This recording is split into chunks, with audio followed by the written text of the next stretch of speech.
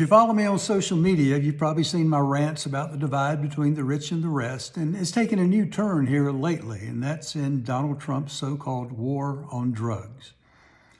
You've seen in the press about all the strikes we've conducted off the coast of Venezuela, where the folks at the bottom of the pyramid, the guys that are out in the middle of the ocean in a little boat, get their asses blown up, and if we don't kill them the first time, we'll come back around and hit them again to make sure they're dead.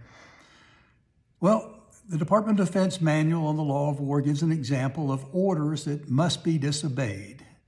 And the example it gives is an order to kill people that have been shipwrecked, that are hors de combat, that is out of the fight, like these people were. You're not allowed to kill defenseless people.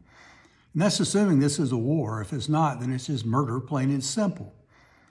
But if you're on the other end of the pyramid, like Juan Orlando Hernandez, the former president of Honduras, who was serving 45 years in prison here in the U.S. for his role in smuggling over 400 tons of cocaine into our country.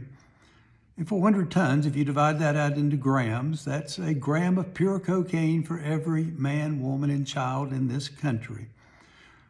But if you're like him and you're at the top of the pyramid, you're the kingpin, you're not the guy in the boat out in the middle of the ocean who gets his ass blown up, then you can afford to have someone like, say, Roger Stone hand deliver a letter to Donald Trump where you flatter him and call him your excellency and brag about what an inspiration he is, and then you can go free.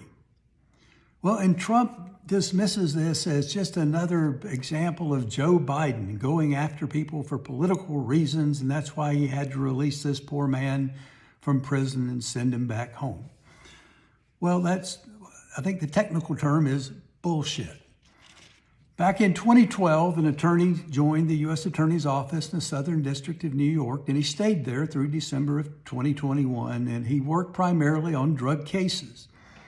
He helped develop the case against Tony Hernandez, the brother of President Hernandez, and Tony was convicted back in 2018, and this attorney was one of the members of the prosecution, and also helped develop the case against President Hernandez, who was tried in federal court here in the U.S., and a jury found him guilty beyond a reasonable doubt, and he was sentenced to 45 years in prison.